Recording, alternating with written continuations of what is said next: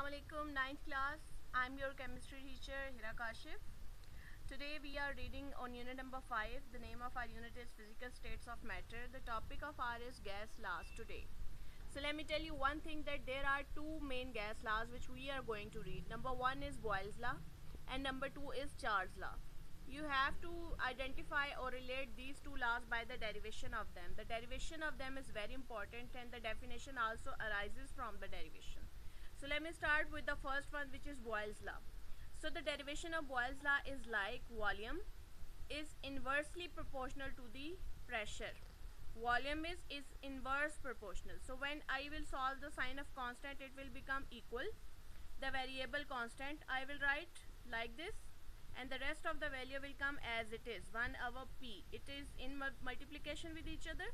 When constant is multiplied with 1, it becomes constant.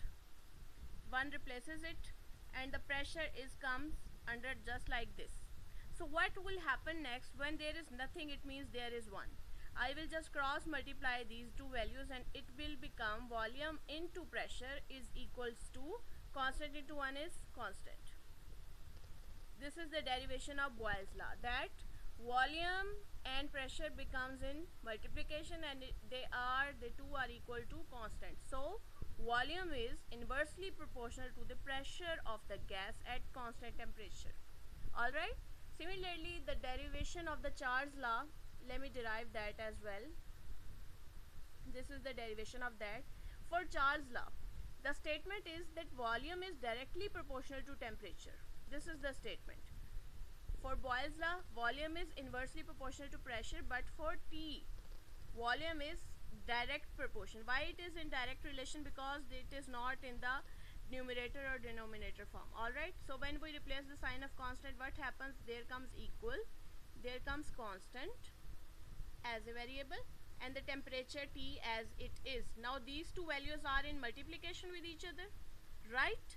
What I will do, I have to just separate the constant from the value. What will happen? T is multiplying here temperature.